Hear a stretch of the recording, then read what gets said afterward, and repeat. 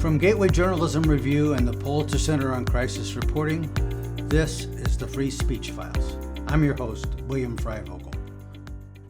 In Clinton County, Illinois, a farming community about 40 miles east of St. Louis, a billboard went up in August that shocked the residents. The sign bore the logo of the Proud Boys, a far-right group whose members were convicted in connection with the January 6th attack on the Capitol. The billboard was placed less than a quarter mile from Central Community High School.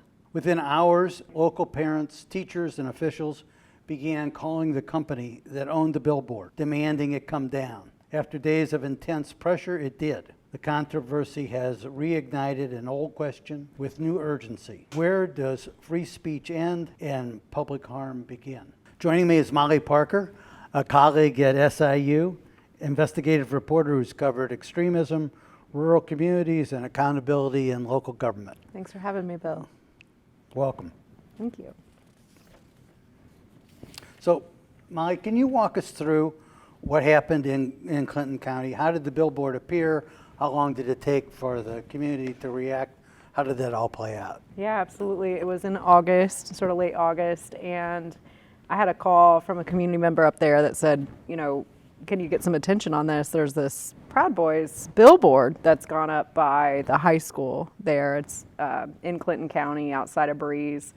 The billboard was literally in a cornfield, sort of sprouting up from the corn there, and it was upsetting to a lot of people. Most people by now understand that the Proud Boys were part of the January 6th insurrection at the Capitol, and some of their members were arrested and charged and as part of that. And so people feel like, many people that I talked to, and that felt like it was a message of hate, that they were trying to recruit specifically near a high school too, that they were trying to recruit maybe young boys who were feeling kind of hopeless or something in that area. And so that's how it came to my attention. It's about an hour from here, and I just drove up, took a look at it, and started talking to community members about what they wanted to see happen as a result. Of course, it's on private property. I think it's worth saying this is not like a county billboard or a government billboard. This is just private land that a sign company leases and has their billboard on. So what happened next? Was it your story that came next, or did somebody in the community get involved with the local government? It was a mix of things, right? So there were a couple different media on this issue, and in St. Louis and in the Metro East, and what we did through Capital News Illinois. We published our story in the statewide news outlet. But there was already like a groundswell. As many things in these small communities happen, there were like Facebook groups already. So it wasn't up very long before people started posting it in, I find like a lot of things start that way now in local communities where the media is not as robust anymore, right? So that's really what happened. There's like several people who were commenting and posting the photo in different groups that are circulated by folks in the area, and people are getting upset, and they're starting to organize, to reach out to media and to, go to a county board meeting that they were having, and they wanted the county board to take some kind of action. And so I would say it was just sort of a mix of both media attention and just good old-fashioned groundswell community, through social media and other channels getting together to say, what are we going to do about this? So what happened at that county board meeting? They had a county board meeting, and I want to say, gosh, it probably was up by that point a couple days, 2 or 3 days. It seems like it went up like maybe on a Friday, and that was like Monday. They have a county board meeting. And this was just a regularly scheduled county board meeting, so there was nothing on the agenda. It wouldn't have been possible even. You had to have so much time to put something on the agenda. But folks really wanted the county board to take action, and some were calling for the county to like force it to come down. But I had spoken to the county chairman that Sunday, and he had reached out already because he had been getting messages, even though it was the weekend. He's like, I just got home from church. My phone's, pretty busy. And he had reached out to the state's attorney, and, they were not necessarily supportive of the message. I think that's pretty clear, but said, there's not really anything we can do, that a county doesn't really have and shouldn't have the authority to dictate what's on a billboard. So he said, I understand there's going to be a lot of people show up to the meeting, and there were probably 75 to 100 people. Which, if anybody's been to a county board meeting lately, like that might not sound like a lot. That's a lot. Like most county board meetings I go to around here, there's 2 or 3 people, right? So this is a big crowd, and people stayed late, and they to their credit, gave everyone time and never limited the time. They let every single person who wanted to speak go up during public comments, and just I would say 100% of people there expressed a dislike for the sign. No one supported it. No one came up and said, I'm for this. Some people were demanding the county board take it down. Others said, I'm just up here to say I don't like it, even though I recognize you really don't have any authority over what's on it. And at the end, the county board did end up passing a resolution, which is what some members of the audience asked for, non-binding, really more just saying we don't support hate. I mean, it was really just like a very generic thing, but I think it was more of just like, we hear you, you were here, thank you for coming. We will, denounce any form of hate in our area. But there's also nothing we can do, like, legislatively in a concrete way to make them take it down. So they were sort of exercising their own free speech rights as a county board to say what they thought.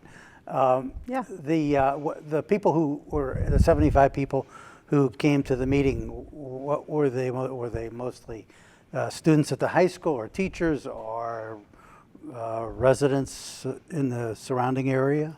Yeah, I mean, honestly, it was a really interesting crowd to me. There was a retired judge there. There were nurses, teachers, a lineman, people really from all walks of life. Some students, like a handful of young people who had recently graduated in the last few years and got up and talked about some of the things they either themselves experienced or watched other people experience. So, I mean, it really was just like a good old-fashioned showing of the community. I will say it was, there was maybe just 2 or 3 people of color in the audience. It was a mostly white crowd, with just the region is mostly white, but there is a minority population there, and but it was mostly folks who just said, we don't want this in our community, and people of both parties. I didn't hear a lot of talk at all about like Trump or anything like that. It was really just like, we don't support this, and whatever else we may agree or disagree on, like this is not something our community wants to see, and particularly in its location near a high school. You said former judge was there. Do I remember from your story that he said something about remembering a similar kind of incident from the past? That's right. Judge Mindenhoff was there, and he had been a long time community leader in town. He's been a state's attorney and a judge, and I think he's even sat on the county board. He's worn a lot of hats over the years, and he remembered, he's a little bit on, an older gentleman who'd been around for a while, and remembered when the KKK had sought a permit to demonstrate around Carlisle Lake, which is nearby, in the 80s, around that time period, and that he was state's attorney at the time, and it was a similar kind of thing where people were very upset that this was getting permitted. When he spoke to the crowd, he said, we are all here and we should be here and say we don't support this. But just like then, I agree that the county board cannot actually demand it be taken down. What we're doing here is what we could do then, which is that, we have to follow the law for everyone, and even if we don't support it, our only option is counter speech, essentially. So what happened next? So beyond the resolution, which was just non-binding to me, I think, to acknowledge the crowd, the sentiment of the crowd, and that they had come out. But the next day, I want to say, the Billboard company, first they moved it from one side of the billboard to the other. And my understanding is that there was a local hospital underneath that was not happy to be associated, even though they had nothing to do with it, right? It's just 2 separate signs, and theirs happened to be under there. Then after that, it wasn't long that it came down entirely. And I think it was Lamar Advertising is the one who had the rights to the billboard, manages the advertising, and they, when I called, they said they didn't have a lot of comment, but we're taking it down. And so I think a lot of people had called, right? A lot of people had said and called, and again, that's their right. And Lamar Advertising, my guess is, made a business decision that this is not good for business, and whether they should have put up in the first place or not is also something we can all talk about. But they heard the message and took it down. So whereas the county, being a government, couldn't force the billboard to be taken down, Lamar, owning the billboard, had every right to just take the message off. Right. They had every right to keep it up too, right? And that's the Or to thing. keep it up. And at first they weren't taking it down, then they moved it. They had that right too, right? Right. And eventually to take it down. And I think, I do think it was a business decision for them at the end of the day to say this is not good for us. So next, how long after that was it the church in town decided to put up a billboard? Yeah, so the Methodist Church, so the Southern Conference, as I understand it, represents downstate Illinois. They wanted to put up a new message. They were really touched by the community outpouring, and they put up a sign about love and just community. It doesn't say anything about the Proud Boys. It's really just their own message of love and unity, but it was obviously done in response to this. And they had borrowed this from something that the church in Missouri had done. And so I had talked to some folks there that said there's this large Confederate flag that flies near the Ozarks, which is a popular destination for folks around here. And it's very large and it's like right in your face, but it's on private property. And so they had started this campaign there as sort of a counter message to say, and they also acknowledge we can't force people what they're doing on the private property, but we can have our own messages. And so they ended up doing those around Missouri and different places where issues came up, and then that's in Illinois. And I think they'd like to see it continue in different places where it might send a positive message. Is that billboard still up? That's a good question. I haven't been by there, but I think so. I know they said it was going to be up for several months. They had purchased this for a good length of time, so I would assume it still is. So was that the congregation that decided to do that, or the pastor, or what? Do you know? Yeah, and I hope I don't get this wrong. I apologize, but the church has so each church has their own pastor, of course, but then they have a Southern Conference, or a Southern Illinois. I think he described it as sort of the Springfield South umbrella group for the churches.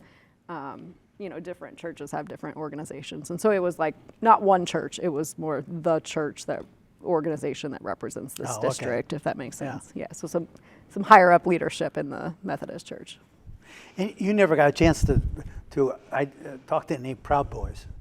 I did not. Yeah. And I never got clarity on who put the sign up. I did ask Lamar Advertising, and they said that is not something they would share, that they wouldn't with anyone. Of course, some of the signs are obvious, of course the hospital put up the hospital sign, right? And this is a different situation, but they declined to provide any details about who purchased the sign or for how long or any of the terms of the contract.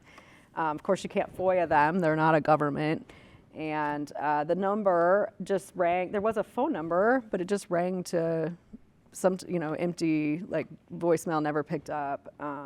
So it's hard to say who did that and why and what their motivation was, and is it the Proud Boys? I mean, it certainly was the website and the symbol that was been used by the Proud Boys, but again, we can't exactly say who and why and what that means, and is there a presence of Proud Boys in Clinton County? It's just obviously somebody wanted that message out there, but it just kind of hit a roadblock in trying to find out more. So Molly, you were saying that a church was involved here and then also had been involved in the Confederate flag in the Ozarks. That's right. And that was an interesting story, and I believe the flag is still there. I haven't driven by myself, but what she had told me it was. And the reason the church got involved there in the first place, and that was sort of their inaugural billboard, was actually just a community citizen in Missouri wanted to have a message opposing the Confederate flag, or something else people would see when they drive in. And so it was actually just a person who started a GoFundMe site and got enough money to fund the billboard through her GoFundMe site for quite a while, for months. And then eventually she was going to take it down. And I don't remember the connection exactly how she gets connected to the church, just through acquaintances, mutual. It's just sort of one of those things. And she's run out of money and doesn't, it's time consuming to keep doing this GoFundMe, and so the church steps in and takes it over. And they do a different sign, but it's very similar, and so I think it's just worth noting that originated actually just from a concerned citizen who does a GoFundMe, gets quite a bit of money and has that, and then the church steps in and takes it over because they had the funds to keep it going. Yeah, that's interesting. I know about 20 years ago there was a case in St. Louis where the KKK wanted to sponsor, under the Missouri Keep the Highway clean program, a part of I-55 south of St. Louis. And people were all upset about that. The court said, well, no, if Missouri's opening it up to any group, they got to let the KKK do it, or they're violating the KKK's First Amendment rights. And sort of in the speaking up on the other side, Congress renamed that part of the highway the Rosa Parks Highway. You know, you said a few minutes ago that the council let a number of the residents speak. How long did that all last? I think that's a great question, because this is really unusual to me and pretty incredible. Again, we just mentioned most county board meetings have a handful of people unless there's just something really exciting going on. And this, you know, I would say a good 75 to 100 people were there at different times, like even all the way out the door and, you know, coming in and out the door. There were so many people. And the county board made a decision to let everyone that wanted to speak as long as they wanted. So they didn't have a time limit on anyone. There was no, you know, red signs going, time's up, time's up. They literally let everyone speak. And most people were respectful. I mean, some people spoke a little longer than others, but no one came up and just did a, you know, 1 hour monologue. Everyone came up and really did a 5 to 10 minutes, some shorter, some longer, but, and they waited. They didn't do any of their regular business until they, you know, 3 roll call, anybody else kind of thing. And so I think that really helped, maybe your words here, Bill, let the steam out a little bit and let people feel heard. That was another venue of free speech, really, right? Like they could limit it. There are rules that with meetings where you can limit and you can say, you know, no more than 3 people on the same topic and things like that. So I think they handled that really well, frankly, to let people feel heard. Yeah, I think that's a good lesson for city councils around the country. You know, to let people talk, let the steam be released. Right, and they didn't comment. You know, it wasn't like a back and forth and engagement. They just let everyone speak. And it was respectful. There was this was not a ruckus meeting. Nothing got out of hand. You know, that was just good old fashioned community government, if you ask me. I was like actually kind of glad to see that in action. That's great. Well, Molly, thanks for coming and telling us about that. Thank you. You know, when people talk about the First Amendment, they often imagine it as a shield that protecting unpopular voices, and it is. But it's also a mirror. It's a mirror that reflects who we are as a community when we decide what we'll tolerate and how we'll answer speech that offends us. In Clinton County, the Proud Boys message met a louder one from the city, citizens in the community, and from the church group. That they weren't going to have a community that was defined by hate. The replacement billboard that the Methodist Church sponsored, "Hate divides, love unites," is what it said, is a modern example of what Supreme Court Justice from a century ago, Louis Brandeis, once called counter speech. As Brandeis put it, the best remedy for harmful speech is more speech, not enforced silence. The Proud Boys billboard was a reminder of another Illinois First Amendment dispute about 50 years ago when Nazis wanted to wear their swastika armbands and march through Skokie, Illinois. Skokie was the home to many Holocaust survivors and was shocked by the notion of the Nazis marching through. The Illinois Supreme Court turned aside Skokie's attempt to block that march in 1978. But the Nazis didn't actually march in Skokie. After a huge counter-demonstration was planned for Skokie, the Nazis shifted their march to Chicago. Only about 20 of them showed up. And there they faced thousands of counter-protesters as well. The Nazis left 10 minutes later. Meanwhile, back in Skokie, the residents let their voices be heard, and through the decades, they assembled the Illinois Holocaust Museum, which is still operating. So yes, the First Amendment protects speech you hate, whether it's the Proud Boys or KKK or Nazis with swastikas or people burning the American flag, but it also protects counter speech in which democracy can find its way, the way that Clinton County, Illinois did, and the way that Skokie did half a century ago. The Free Speech Files is a production of the Gateway Journalism Review with support from the Pulitzer Center on Crisis Reporting. This episode was produced by Kaylee Plotner. Our sound design and mixing are by Jackie Spinner. Special thanks to the College of Arts and Media at Southern Illinois University Carbondale and the School of Journalism and Advertising. You can find us on Apple Podcasts, Spotify, or your favorite listening app. Our guest today was Molly Parker. I'm William Freivogel. Next time we'll explore other First Amendment controversies around the Midwest. So far, our articles have touched on book bans in Nixon, Missouri, the censorship of the student newspaper at Indiana University, immigration crackdowns in Chicago, and academic freedom at universities under pressure from the Trump administration. Until then, remember, talking about speech is how we keep it free.